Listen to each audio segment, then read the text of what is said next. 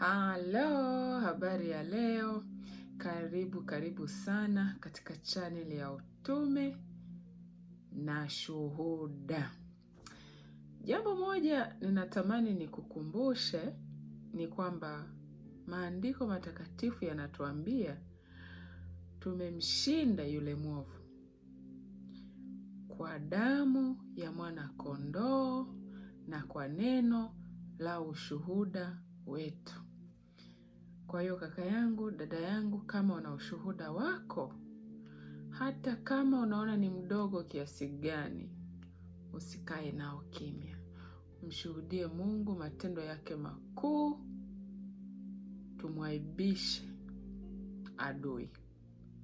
Nikukaribishe katika channel hii tena. Ni muda mrefu sijatoa ushuhuda, lakini leo nimepata nafasi ya kuja tena katika channel hii nipate kusimulia moja kati ya matendo mengi makuu ya Mungu maishani mwangu. Kwa hiyo naomba ukae vizuri. Nahisi kama ushuhuda wa leo utakuwa utazidi kidogo kwa muda ambao kwa kawaida huwa natumia. Kwa hiyo kama umepata kutizama video zangu zilizopita, unaweza ukaona kwamba leo naweza nikatumia muda kidogo, lakini nitajitahidi kufupisha ushuhuda huu. Pamoja na kwamba nitaufupisha, ninaomba Mungu akapate kutukuzwa pale unaposikia. Kwa hiyo naomba tuombe ili Mungu aweze kutupatia nafasi ya kuona jambo katika ushuhuda huu. Mungu wa mbinguni, upewe sifa kwa sababu unastahili. Asante kwa nafasi nyingine. Asante kwa kunipatia ushuhuda. Asante kwa kunipatia jambo la kuwaeleza kaka zangu na dada zangu katika channel hii, na ninakuomba kila atakayesikia, Mungu, ikawe ni kwa utukufu wa jina lako. Asante kwa kuwa umesikia, kwa jina lako Yesu Mwokozi, amen. Ushuhuda wangu siku ya leo, ninapenda kusema ni moja kati ya shuhuda ambazo kila nikikumbuka Mungu alivyonitendea nahisi machozi hivi ya furaha. Kwa hiyo naomba nikae vizuri. Ushuhuda huu niseme ya kwamba ulitokea kati ya miaka 3 nyuma kabla ya mwaka huu. Kwa hiyo nitajitahidi kwenda kidogo kwa haraka ili nisichukue muda mrefu, na sijasahau neno hata moja, kwa sababu Mungu akikutendea makuu sio rahisi kuyasahau. Wanaga huwa wanaimba wanasema ametenda maajabu nami siwezi kueleza. Ni kweli. Siku moja nilijiuliza, hivi Mungu anawezaje akakutendea makuu alafu ukashindwa kueleza? Inatokea, usishangae. Yaani unakosa lugha ya kusimulia. Kwa hiyo ngoje sasa nianze. Takriban miaka 3 iliyopita, tuseme ni 4 sasa, katika nchi ninayoishi, baada ya kukaa hapa kwa muda mrefu, mimi na mume wangu tulisemezana. Mume wangu akasema, mimi nilikuwa nina hamu, nikasema natamani sasa nifanye kazi. Nimekaa hapa muda mrefu, miaka kadhaa, sijaamua kufanya sijafanya kazi yoyote. Kwa hiyo natamani nipate kazi. Lakini mume wangu yeye, kwa sababu ni mzaliwa, anayajua vizuri mazingira. Kwa hiyo akasema, kama kweli unataka kufanya kazi sasa, inabidi ujifunze udriver. Mimi huwezi amini, kuendesha haijawahi kuwa ndoto yangu, wala haijawahi kuwa kitu ambacho nakipenda. Kwa hiyo nikaona hakuna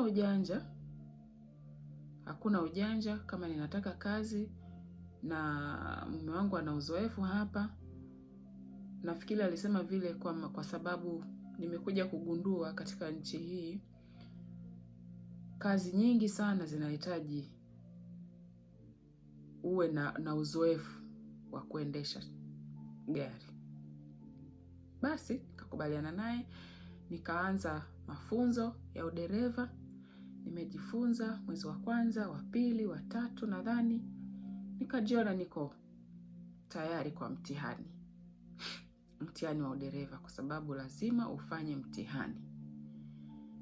Na kipindi hicho nilikuwa nimejifungua mwanangu wa pili, na alikuwa bado ni mdogo sana, mtoto mchanga. Lakini Mungu akawa mwema. Kukawa na jirani yetu ambaye haishi mbali na sisi. Akasema, mimi nitakusaidia, tutaenda wote, nitakusaidia kuendesha. Na wakati huo mume wangu sasa alikuwa yeye anabaki nyumbani anaangalia watoto. Basi nikaenda na yule rafiki yetu. Muda ukafika, nikasema nafikiri niko tayari sasa kufanya mtihani. Na mtihani huo nikaenda kwenye ofisi za wanapofanya mitihani, nikachukua tarehe ya mtihani. Sasa wiki moja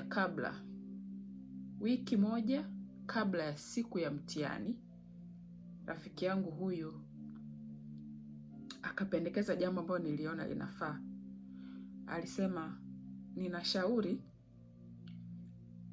alisema kwamba yeye ana rafiki yake pale katika kituo cha mitihani, na hivyo anashauri amuombe.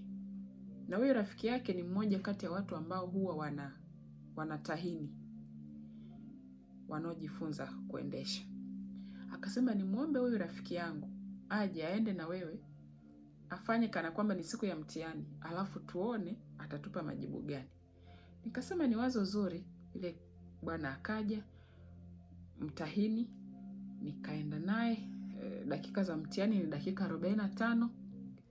Tukaenda, lakini mwishoni tuliporudi akasema, nasikitika sana, na sishauri uendelee na huu mtihani. Kama umepanga tarehe ya mtihani, umeomba tarehe ya mtihani ni wiki ijayo, na shauri urudishe nyuma. Upeleke mbele hiyo tarehe. Huwezi, naona bado kuna vitu unatakiwa uendelee kufanyia mazoezi. Huwezi amini, adui ni muongo, na Biblia inaposema ni baba wa uongo haidanganyi. Nilijisikia kufeli mtihani kabla sijaufanya. Niliogopa, niliumia, niliingiwa hofu, nilihuzunika, nikasononeka sana. Nikarudi nyumbani, tukaongea na mume wangu, nikamweleza hali halisi. Nikasema pamoja na yote aliyoyasema huyu mtahini, mimi ninajisikia niko tayari kwa mtihani. Mume wangu akasema, kama unajisikia uko tayari basi twende. Wewe fanya mtihani, ukifeli tutarudia.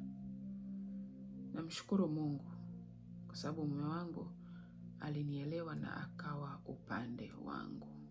Baada ya miezi 3 ya kujifunza, tena niongeze muda na mtoto mdogo, na tayari tarehe nimeshachukua ya kufanya mtihani, halikuwa jambo rahisi.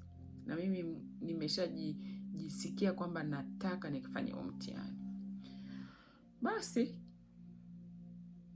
tukawa tumekubaliana hivyo. Lakini sasa kesho yake asubuhi, katika kuendelea ile kutafakari lile jambo na jinsi alivyosema yule bwana, nikasikia kitu moyoni kinaniambia, kwa nini usimuombe Mungu ushindi juu ya jambo hili?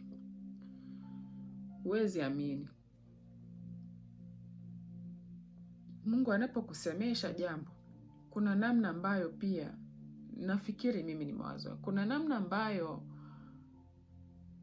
anajitahidi sana kukuelewesha kwamba utambue yeye ndio ameleta yale mawazo ama yale maoni moyoni mwako ama kichwani mwako.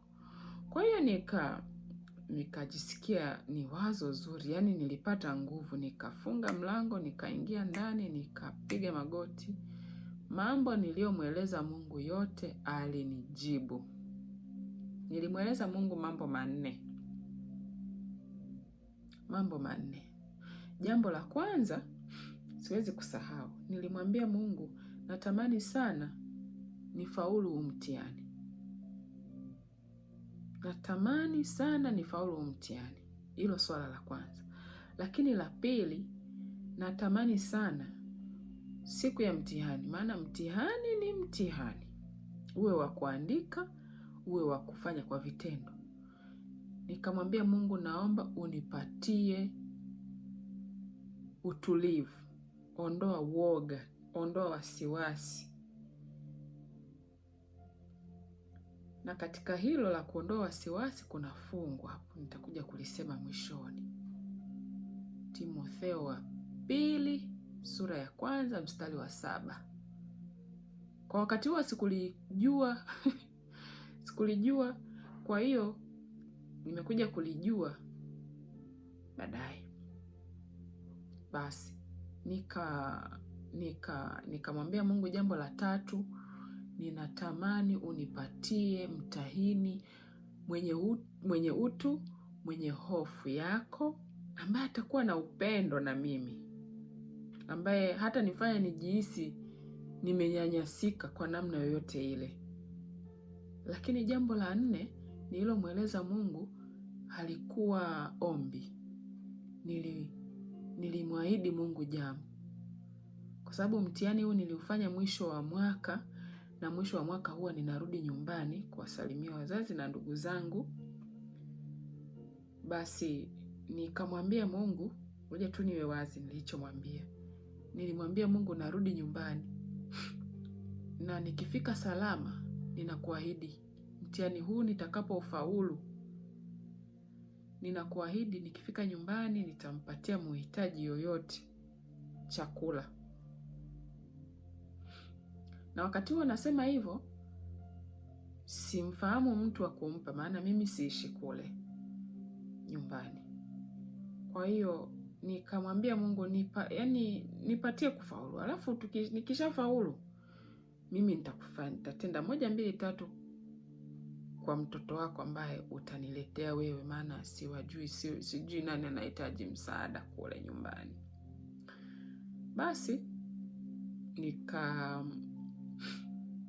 nikatoka magotini, nikaendelea na shughuli zangu, nikawa nina amani kabisa. Siku ya mtihani ikafika, Mungu akajibu maombi yangu siku ile ile ya mtihani. Kwa nini nasema hivyo? Kwa sababu niliamka asubuhi na mapema, mwezi wa 11 huo wa 12, mara nyingi kunakuwa na baridi sana. Niliamua kutembea, ni mwendo kama wa dakika 15-20 kutoka ninapoishi mpaka kituo cha mtihani. Nikachapa mguu, kulikuwa na baridi, nikawa najisikia unapata ile hewa safi ya asubuhi. Nikaenda, nikafika pale. Yule ambaye alikuwa ndiye mwalimu wangu akanikabidhi kwa mtahini. Sasa alivyonikabidhi kwa mtahini, akasema huyu ndio leo mwanafunzi wetu wa leo afanye mtihani. Yule bwana akawa mchangamfu, akaniambia, karibu, ingia kwenye gari ukae. Akakaa kile kiti cha abiria. Basi nakumbuka nilitamka maneno ambayo ndani ya moyo wangu, kumwambia Yesu, sasa wakati umefika, tuende mimi na wewe kwenye mtihani huu. Basi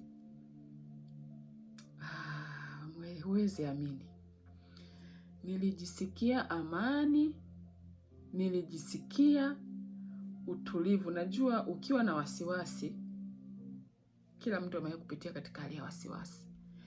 Unasikia moyo unataka kutoboa nguo hivi, unasikia mikono inatoa jasho hivi, unasikia kutetemeka hivi, miguu inagongana, lakini sikusikia, sikuhisi kitu chochote cha namna hiyo. Jambo moja nikasema, Yesu asante. Kakanyaga mafuta, tukatoka kituoni, tukaenda. Tumeenda, yule bwana akaanza sasa kuonyesha uungu, huruma ya uungu ndani yake. Kumbuka nilimwambia Mungu natamani nipate mtu ambaye hata nifanya nijisikie vibaya. Mtu mwenye upendo na mimi, ingawa ananiona kwa mara ya kwanza. Basi, yule bwana nakumbuka nilifanya makosa 3, nakumbuka 2, moja silikumbuki, lakini pia alinipongeza katikati ya mtihani. Katika makosa 2 ambayo nilifanya, aliniambia, kuna kosa moja aliniambia, uko umesogelea sana hiyo gari hapo mbele yako, punguza mwendo kidogo. Kwa sababu unapoendesha gari unatakikana uwe na wanasemaje Kiswahili, uwe na umbali kati ya gari na gari. Yaani uweze ukaenda karibu sana na gari ya mbele yako, ni kosa. Na huku ninakokaa kuna kwenye barabara za hapa kuna sehemu ya kupita magari na watu wa baskeli na watu wa miguu. Kwa hiyo katika kuendesha kosa la pili nikawa ninasogea sana kwenye upande wa watu wa baskeli. Akaniambia uko sana upande huo wa baskeli, rudi kidogo hivi barabarani. Na huwezi amini, kwa kawaida mtahini anapokutahini unapoendesha gari, hakurekebishi. Yeye kazi yake ni kuandika yale makosa chini. Ikiwa kuna kosa ambalo umefanya liko wanasemaje, kosa ambalo ni la kukufanya ufeli, atarejea kwenye notes zake ulifanya kosa gani. Kuna makosa madogo madogo ya kufeli na makosa madogo madogo ya kawaida ya barabarani. Basi akawa ananirekebisha. Alinirekebisha kama mara 3. Hiyo ya 3 sikumbuki. Lakini aliponipongeza, kuna kipengele cha mtihani ambacho unaenda na kuambia endesha speed fulani. Kwa hapa ni speed 50. Endesha speed 50 kwa lisaa. Ukishafika 50 nitakwambia stop kwa ghafla na ukanyage brake. Nikasema sawa. Tukaenda. Akaniambia haya stop.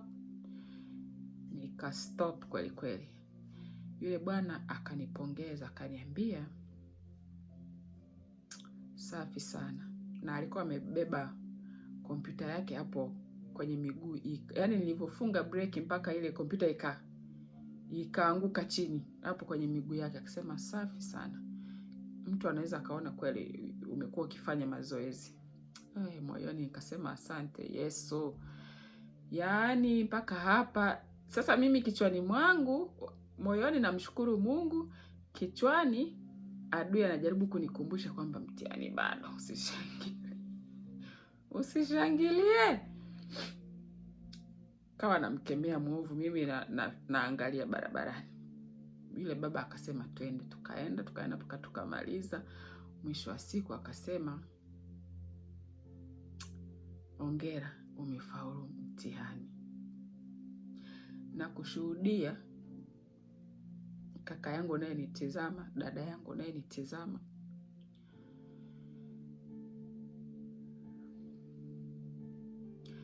Unapojua kwamba Mungu amekutendea jambo, kuna kitu ambacho kinafika mahali tu unashindwa namna ya yani ufanyeje. Ulie, ucheke, ushangilie, upige kelele. Basi yule bwana akaniambia hongera, umefaulu. Nikarudi nyumbani, tukashangilia, ikawa ni siku ya furaha. Basi ikafika sehemu ya mimi kutimiza ahadi yangu kwa Mungu.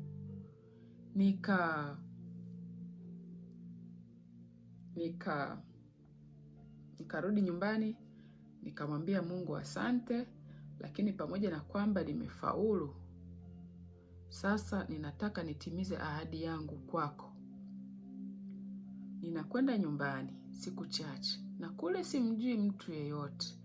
Naomba unisaidie, lengo langu nataka kulitimiza. Tarehe ikafika, tukasafiri, tukarudi nyumbani, na tulivyofika nyumbani sikusahau. Kabla sijaenda mbali, napenda niseme fungu ambalo linatoka katika kitabu cha Mhubiri sura ya 5 mstari wa 4. Nalo linasema, hilo fungu linasema hivi: yaani ukimwekea Mungu ahadi, usikawie kuitimiza. Na Mungu hapendezwi na wapumbavu. Mpumbavu ni mtu mbishi.